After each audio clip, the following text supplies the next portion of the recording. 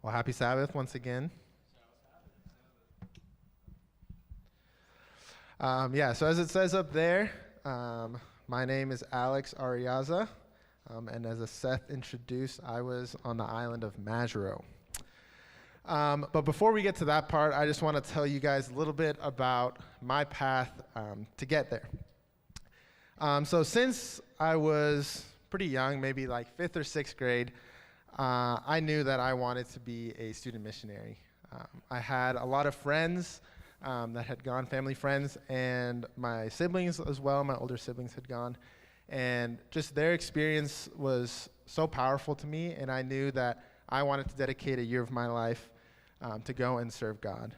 And so once I got to my freshman year in Walla Walla, I knew that that's something I wanted to look into. And as we got to the student missionary vespers, and we heard all the testimonies of missionaries from the past, I was really feeling what I wanted to do or where I wanted to go.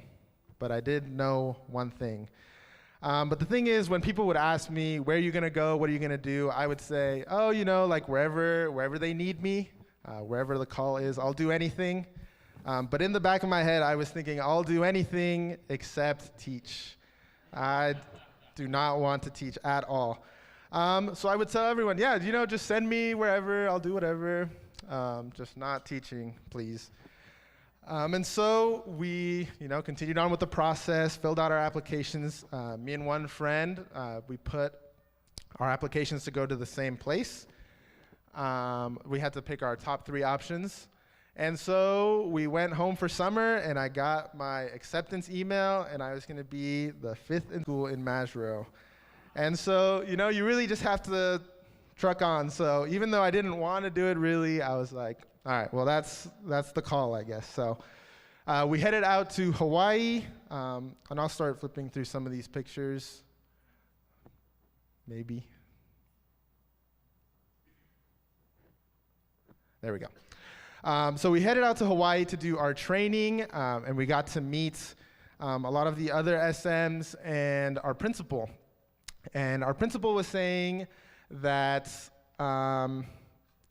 although I was supposed to teach 5th and 6th grade, at the high school they were missing a few teachers, and the school where I was going to teach, the enrollment was kind of low, so we didn't really know for sure where I was going to land. So still more of that uncertainty. Even though I already, flown away, packed my bags, I still wasn't sure really what my role would be.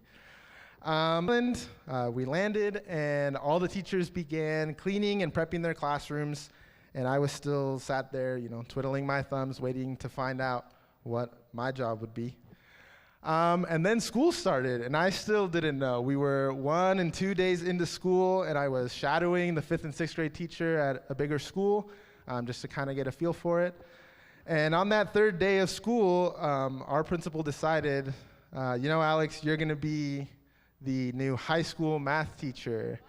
So I went from teaching 5th and 6th grade to teaching 7 through 12 math. And so, I was dropped in, 3-4 days into school, and I had to quickly, find books and get my classes organized. And let me just say, teaching is really hard. Sure. And I just want to take a second to say to all the teachers here, and especially my teachers, whether it was in younger grades or in high school, I just want to say I'm really, really, really sorry. Thank you guys so much for the work that you do and for putting up with me. Like the things that my students would do that bothered me the most, I would think back to me in high school and I would say, why would I do that? So again, thank you so much, and I'm sorry, that's just a formal apology for you. I began teaching math, and at first it was rough, getting into it, but soon we all the teachers, we found our rhythm. And we got to experience the best part of our missionary experience, which wasn't necessarily teaching in the classroom, but getting to know the students. These kids were rowdy at times, but were so fun, so incredible, and getting to grow close to them was definitely the highlight of my year. We would go swimming and we would play basketball, just all these fun things. And especially the kids that were a part of the youth group at the church, we grew really close with them and just really got to form a close bond.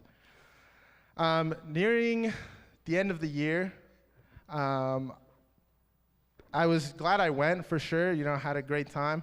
But I still, wasn't sure if God, if that was exactly where he wanted me, if that was the plan that he had for my life, and if I was doing the right thing. But, we were just teaching and doing our thing.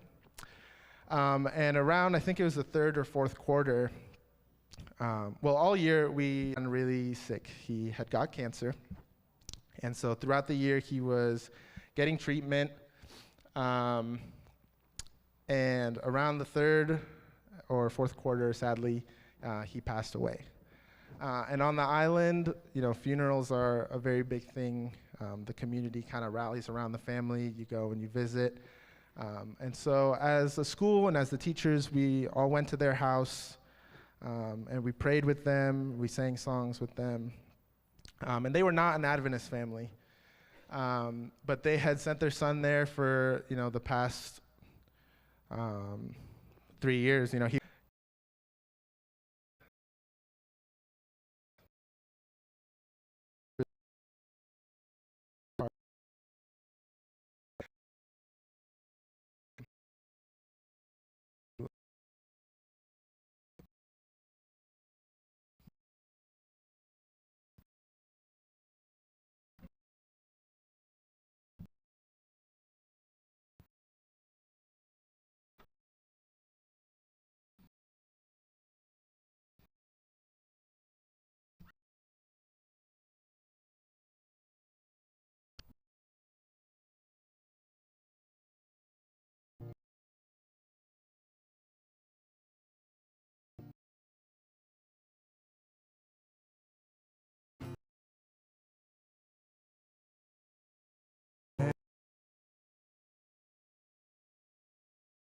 filthy feet.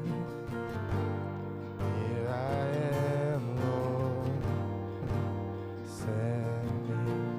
If it's loving one another, even when we don't agree. Here I am, Lord, send me.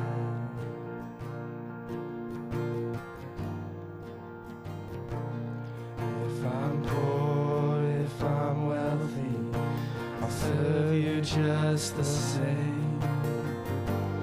Here I am, Lord, send me. On the mountain or the valley, I will choose to praise. Here I am, Lord, send me. If I know my life reflect how much I love you. I love you. And before you even ask, oh, I answer will be yes, 'cause I love you. I love you.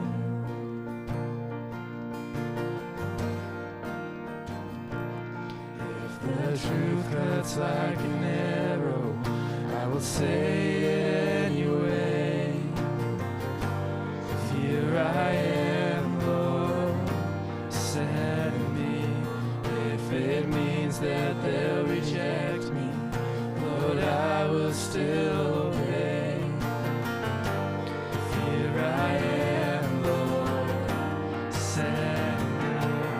If I know reflect how much I love you. I love you. And before you even ask, oh, my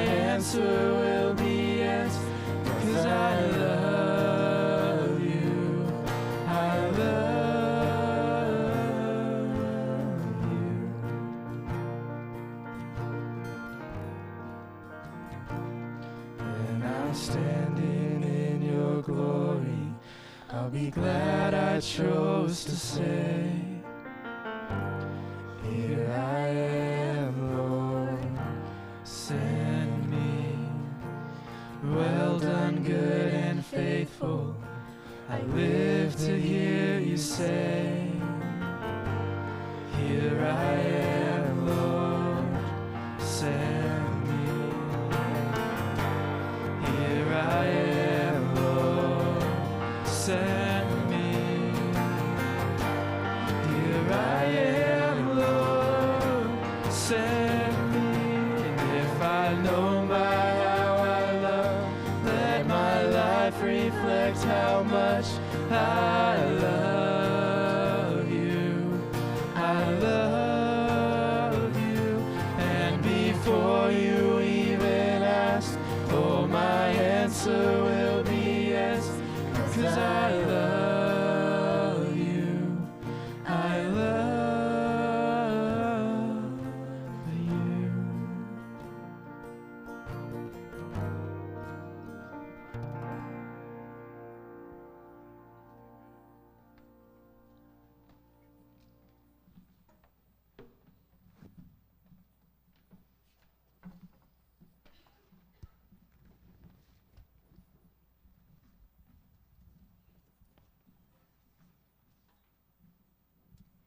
Good morning. As you heard, my name is Julia Lockwood, and I got to go to Chuk this past year. And I wanted to start off by saying thank you so much for all of your generosity, for all of the packages and donations and prayers. I felt very loved and supported, even from an ocean away, and I know that my experience would not have been the same without all of you. And because of you, I had the privilege of calling the beautiful island of Chuk my home this year. Chuk is one of the states of Micronesia, and it is actually a lagoon surrounded by a reef barrier that is filled with many tiny tropical islands. The capital of Chuk and the main island, Weno, has a population of about 14,000 and an area of about 12 square miles, so not too big, and that is where I lived this past year. Arriving in Chuk was one of the most indescribable feelings. I was shocked first by the lush green jungle mountains I could see out the window of the plane as we touched down, and then by the impressive heat and humidity as we deplaned, and finally by the warm welcome and the hospitality we received at the airport. I was instantly greeted with love and open arms. And even though I was a little scared and not really sure what I was getting myself into, I could feel God reassuring me through the kindness and compassion of everyone I met. Throughout the year, I got to experience the vibrant Chuukese culture, filled with lots of laughter, singing, dancing, and celebration. I fell in love with the people and with life in Chuk, although it took some adjusting to things like not always having running water, the cockroaches and the termites everywhere, not having air conditioning in the heat, and riding in the back of a flatbed everywhere on bumpy dirt roads. The tropical rainstorms, the beautiful sunsets, and the fresh coconuts quickly became some of my favorite things about the island. I loved to just sit on my balcony and watch the sunset. That was probably one of my favorite parts of the day. We also had the opportunity to go snorkeling, to hike to see stunning views, and to take a boat to the outer islands where we could hammock and rest and swim in the crystal clear water. Of course, many of my most treasured memories are from my classroom with all of my students. I had 24 little third graders that I taught all of the subjects to, and these kids were, without a doubt, the brightest, funniest, loudest, and most energetic kids I have ever met. They had a million questions at any given moment, and were always excited to play and dance and sing. There was never a dull or a quiet moment all year. And they were also some of the sweetest kids I've met. Every day I received bouquets of flowers they picked, countless sweaty hugs, and many, many compliments. Whenever I looked tired or down, I would find myself surrounded by kids trying to massage my hands and my head, fanning me, giving me stuffed animals and blankets, offering me food or drinks, and telling me that I should relax and take a break. Yeah. That being said, teaching was in no way easy. I usually had multiple kids crying and fighting every day, and some days it just all seemed impossible. On these days, I wondered if they were learning anything and if I was making any kind of a difference at all. But no matter how hard it got, I'll always be incredibly grateful for the time I got to spend with 24 hilarious, crazy, loving 8 to 10-year-olds in Chuk, Micronesia. God taught me so much from my time spent fumbling my way through lesson plans and classroom management and really just trying to figure out how on earth to be a teacher. But most of all, from loving and being loved on by my students. It was amazing to see their selflessness and how much they really cared for you and for each other, and I'm so grateful that I got to experience that. I have a few verses that really meant a lot to me while I was in Chuk, and since then, that I wanted to share with you. The first one is, "But he said to me, 'My grace is sufficient for you, for my power is made perfect in weakness.'" 2 Corinthians 12, verse 9. This promise was definitely one of my favorites over the year because it applied to my situation so much. I knew that I was completely incapable of doing any of it on my own, and I had to learn to trust God that even though I was weak and I couldn't do it, I could count on him and on his power in the midst of my situation. And the next verse is, "Give, and it will be given to you. A good measure, pressed down, shaken together, and running over, will be poured into your lap. For the measure you use, it will be measured back to you." Luke 6:38. This verse I really loved because since getting back, I've realized that even though I went to serve, I was the one who ended up incredibly blessed and beyond anything I could have imagined. The last verse says, "I am with you and will watch over you wherever you go, and I will bring you back to this land. I will not leave you until I have done what I've promised." Genesis 28, verse 15. God led me this past year to Chuk, and one of the most beautiful things that I've learned is that when God leads somewhere, when he puts a mission on your heart, he does not leave you. And I learned that I could count on him in the midst of everything that was going on, even when it felt so uncertain and I wasn't sure how I was going to make it or what was going to happen the next day or how my kids were going to behave or if they were going to get into fights or if we were going to have water. I learned that when we step out in faith, God will always, always see us through to the very end. And I'm just so incredibly grateful for this experience that I got to have and all the time that I got to spend through all the craziness and everything that I've gotten to learn. And so if Seth would come up, we have a Chuki song that we wanted to share with you.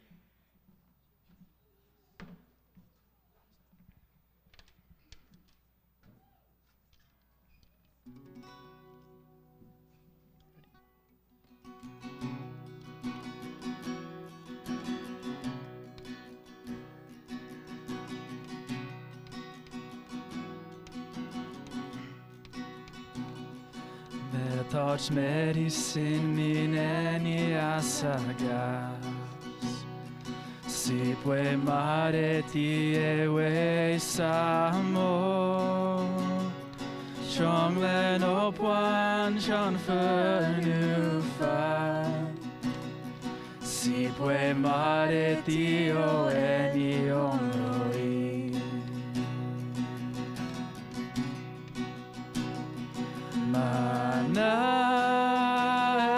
Tori Kishan förnufa medicin Sipwe pwa oma leti sise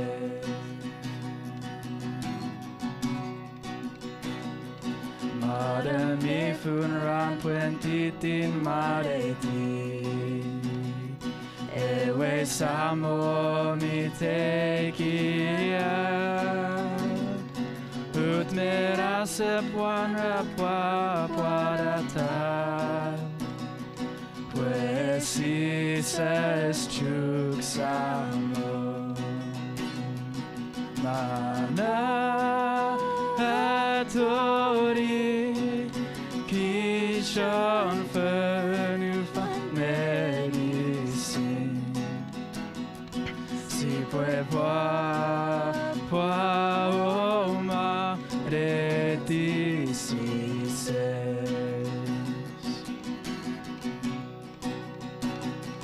Mana atori Kishan förnufan medicin Sipwe pwa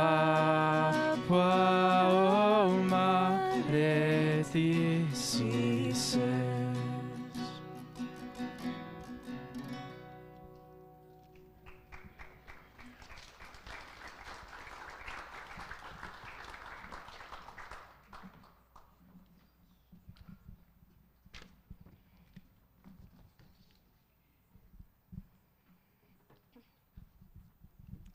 Happy Sabbath. As it says up there, and as many of you know, my name is Amanda Kitto, and I had the opportunity to go to the Republic of Palau. I accepted this position of a fourth grade teacher in March of 2023. So I had finished my freshman year of college and had at the end of that year, decided that the following year, after I completed my second year of college, that I would want to, that I had felt called to go as an SM. And so on July 28th, I left home from the San Francisco airport to Palau. Palau is 6,603 miles away from Paradise, California. And just in reference with the other locations that the other SMs have served at, it's 2,512 miles from Majuro and 1,159 miles from Chuk. And so we arrived on August 4, and from that time, we had a bit of time to learn and adapt, and we had about 4 weeks before the school year started. And so this was a really important time, and a really one time that I really like to reflect on, because it was a good time to get to know the place and the people that I would be spending the year with. Just to give you a few facts, Palau is an independent country, but it maintains diplomatic relations and a cooperative relationship with the U.S. So there's that involves military and various other things. The minimum wage in Palau is $3.50. And while you might think that minimum wage also equals cost of living is extremely high. And so when I got back, I would go into a grocery store and comment on how cheap everything is, which I understand is maybe not the general sentiment at the moment. Palau has 16 states, and Palau also has both a queen and a president. And so this is the queen here. She is kind of oversees cultural events and public relations. And the president, this is the president and the first lady, he handles most of the politics and interactions with other countries. He's also the chairman of the school board. And so that was very interesting to learn. We also started with 12 total student missionaries from Southern, Andrews, and Walla Walla universities. But there were not just student missionaries that taught here. There were also individuals from all over the globe that grew to be my friends and colleagues.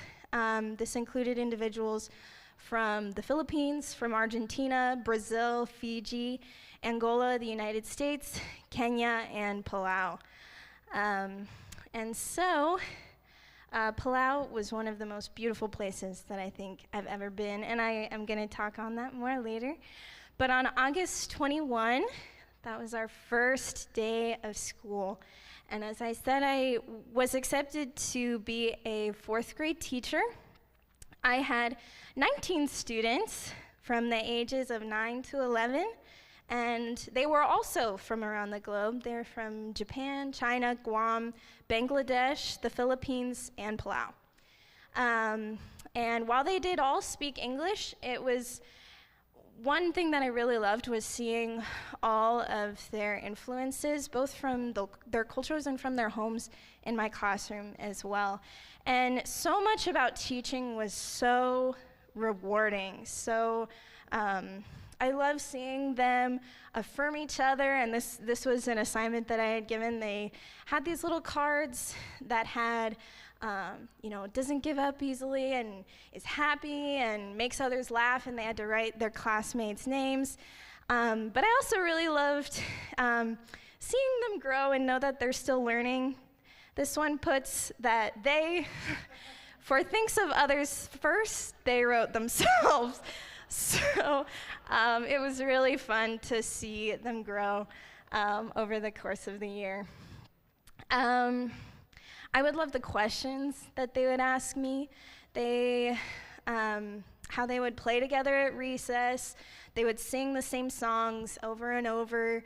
They would relentlessly ask me how old I was, and they would come to my desk to give me a hug or ask if they could try some of my lunch. And Palau was also one of the most beautiful, like I said, places I've ever seen. The underwater world in Palau is unlike no other that I've ever seen. And so with scuba diving and the beautiful plants and flowers and greenery, and the most beautiful sunsets and beaches, and also the rock islands, which are probably one of Palau's most defining features. But just as every good experience also comes with bad experiences, I miss my family a lot. This was as close as we got for Christmas. And of course, the other SMs and the church had become my family. But I truly miss the closeness and support of, without judgment, of my family, and also of this church family. I missed so much. And I also want to thank you so much for your generosity and your support and your ongoing prayers.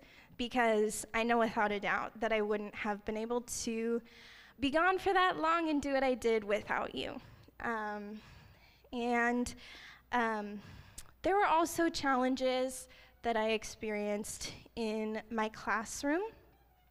Of course, we had missing teeth and the stomach flu and bumps on the head and arguing over who got to play with a ball at recess first.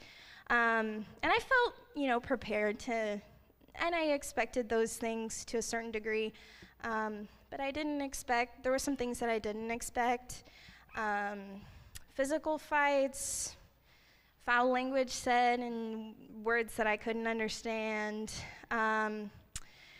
Several of my students struggled with anger management and control, and it was so hard for me to see at such an early age already several of my students struggling with addictive behaviors and self-harm. And so that was very difficult to deal with and encourage them and help them to feel supported and loved. And but I am so thankful for patience and for God's guiding in those areas. Our student missionary community also struggled with a few challenges. Out of the 12 student missionaries that we started with, 5 chose to end their time in Palau before the end of our 10-month commitment. And while I still hold each of these individuals in the highest regard and they're friends to this day, it is hard to see someone that is in the same place as you get on a plane and be back home in 24 hours to their loving and supporting community that they call home. And so these challenges were oftentimes shadowed the impact that God had in my students' lives. And so as the school year drew to a close, I realized that one thing kept sticking out to me, and that was patience. Not just patience with my students, but also patience with God's timing. At times my colleagues would say, I saw this and I saw God in my students this way, or I felt validated by my impact here in this way. And because of some of the challenges that I mentioned, I struggled to see those ways.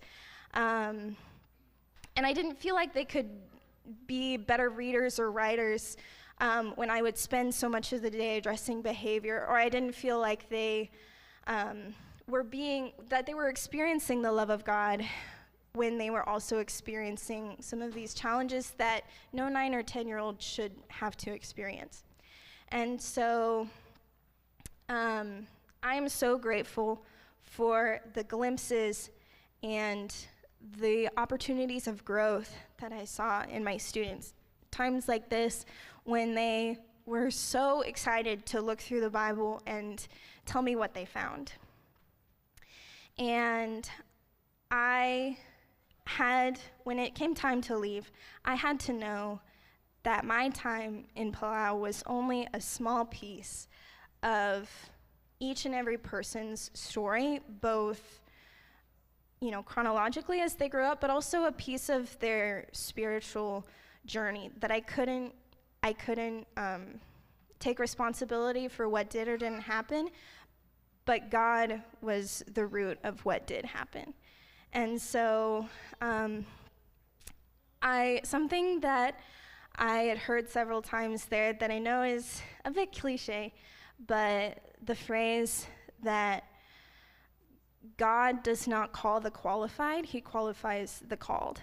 And I definitely felt that both with my teaching and also with just my interactions with them every day. And so this was my class at the end of the year, and I'd like to invite the music team up, and we're going to sing a song called Thank God I Do. And the lyrics of the song talk about how we need God in this walk of life, and he doesn't expect us to do things on our own or to take full responsibility. He wants us to lean on him and to trust his timing and trust his goodness above all else.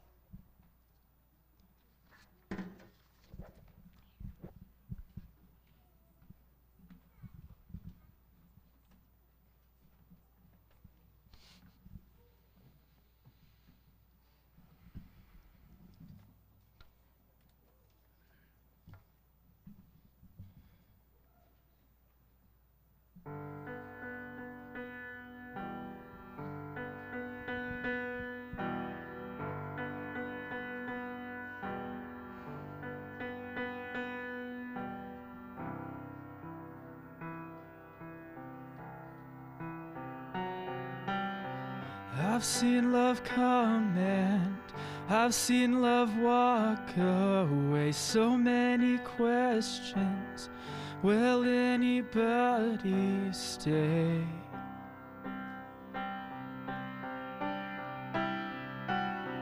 It's been a hard year, so many nights in tears, all of the darkness, trying to fight my fears. Alone, so long ago.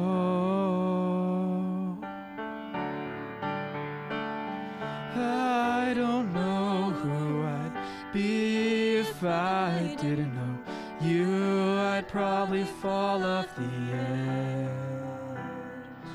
I don't know where I'd go if you'd ever let go, so keep me held in your hands.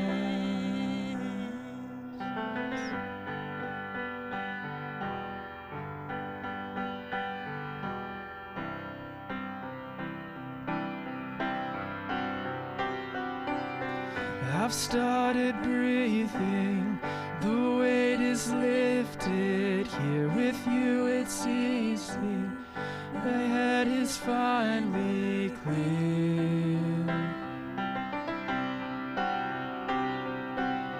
There's nothing missing when you are by my side. I took the long road, but now I realize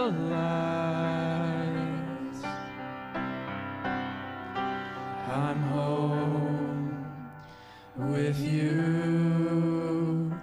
I'm home. I don't know who I'd be if I didn't know you. I'd probably fall off the edge. I don't know where I'd go if you ever let go, so keep me held in your hands. You're my safe place, my hideaway. You're my anchor, my saving grace. You're my constant, my steadiness. You're my shelter, my oxygen. I don't know who I'd be if I didn't know you. I'd probably fall off the edge. I don't know where I'd go if you ever let go, so keep me held in your hands.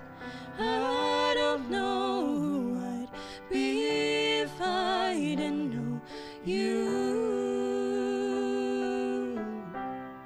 Thank God I do.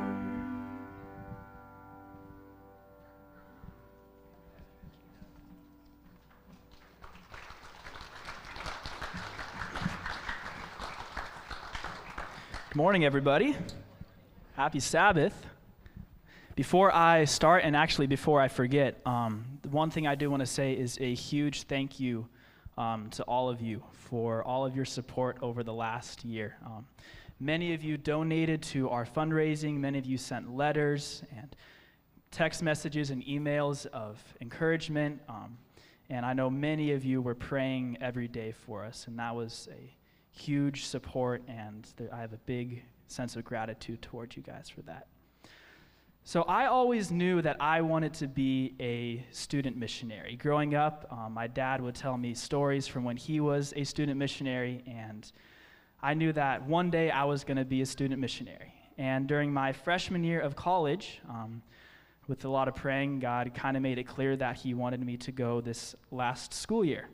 And after some more praying and talking with others, I landed on the island of Chuuk. That is where I chose to go.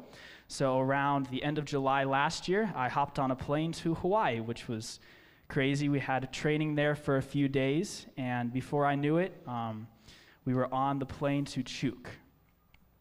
So the plane ride to Chuuk is 12 hours west from Hawaii, so that was a long flight. We stopped in a few other islands on the way, but by the time we got to Chuuk, I was done with being in that plane. I just wanted to get off that plane. But we made it.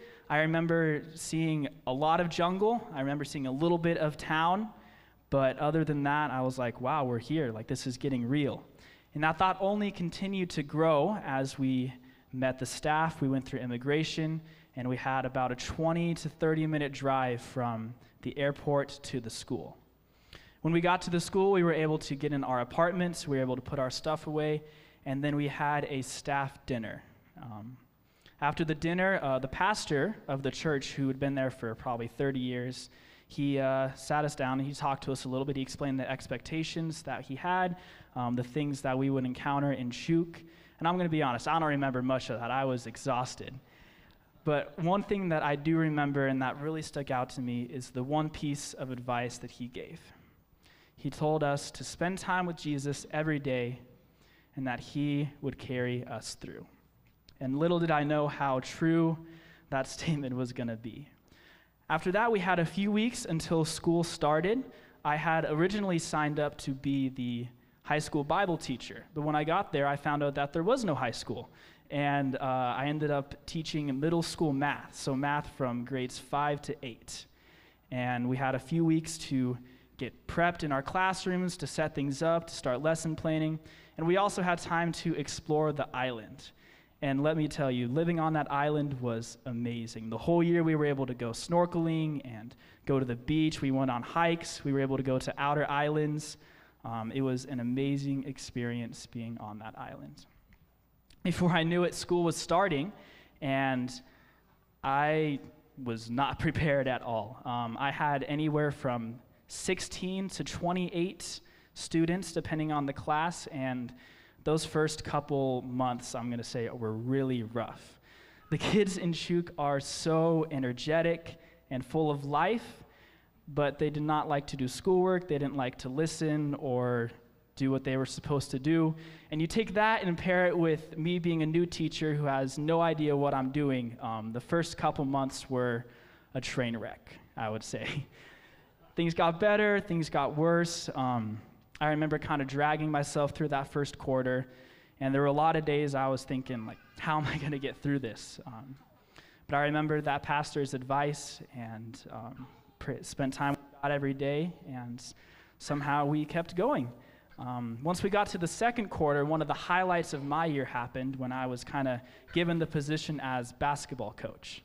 And that was a really fun experience. I got to know the kids a lot better outside of class. It was really interesting taking 20 to 30 middle school boys to places I've never been, to take them to games. I don't speak the language. I don't know how things work there, and that was a really interesting experience. But I loved it, and we ended up winning the championship for the island, which I think was really cool.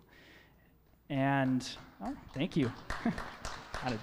Yeah, the kids played well, and by that point, we were to Christmas break, and I was so ready to not teach for a few weeks, let me tell you. I had a few weeks to rest, relax. I started planning ahead. And when that third quarter started, for me, that's kind of when things settled in. I felt comfortable with what I was teaching. I felt comfortable with dealing with the parents and the students. There were a lot of ups and downs, but those third and fourth quarters flew by so fast for me, and before I knew it, it was time to go. and I was not ready to leave. I had fallen in love with the island. I had fallen in love with the students, the parents, the church, and I wasn't ready to go. I didn't want to leave. That year on Chuk was probably the hardest years of my life, one of the hardest years, but it was also one of the best years of my life.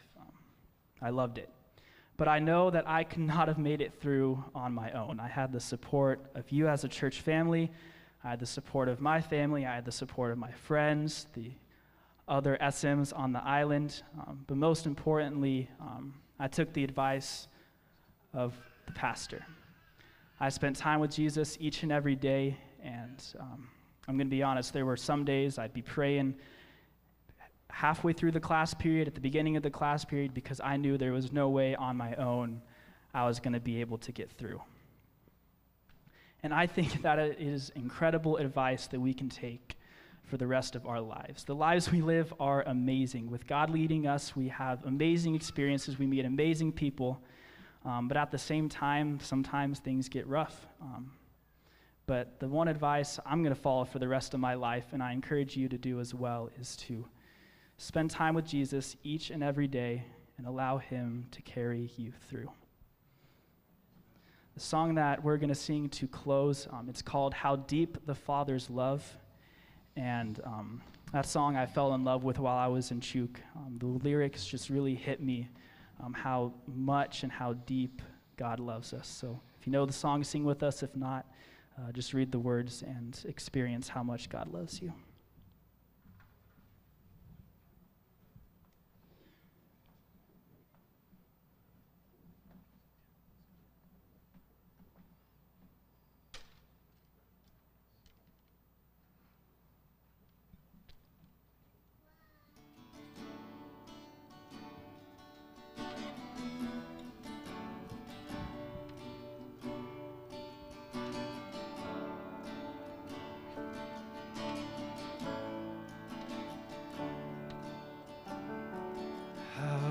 Deep the Father's love for us, how vast beyond all measure, that he would give his only Son to make a wretch his treasure. How great the pain of searing loss! The Father turns his face away, as wounds which mar the chosen one bring many sons to glory.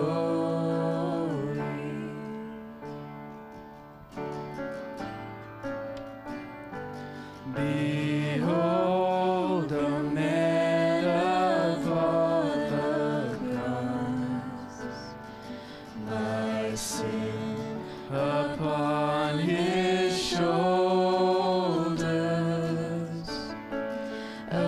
ashamed I hear my mocking voice call out among the scoffers.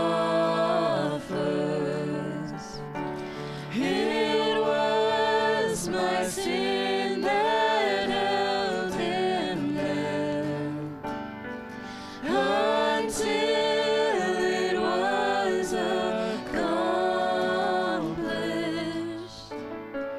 His dying breath has brought me life. I know that it is finished.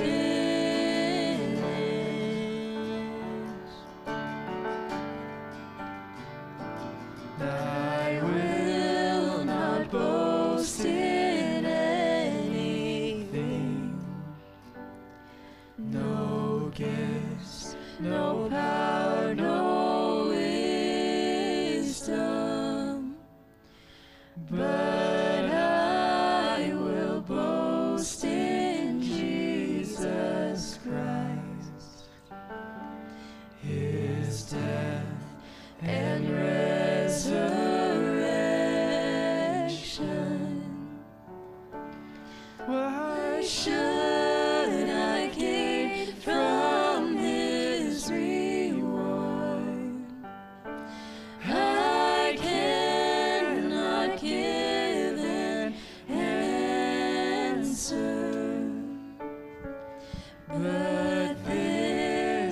I know with all my heart, His wounds have paid my ransom. But this I know with all my heart, His wounds have paid my ransom.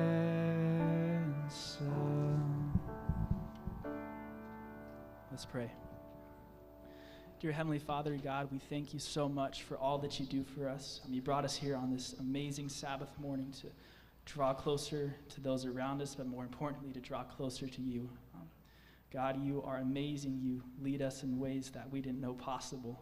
God, you give us amazing lives. But God, today I pray that you wrap us all in your arms in a special way. And God, just remind us how much you love us. God, be with us. We love you so much. In your name, amen. Happy Sabbath, everybody. Thank you so much for coming.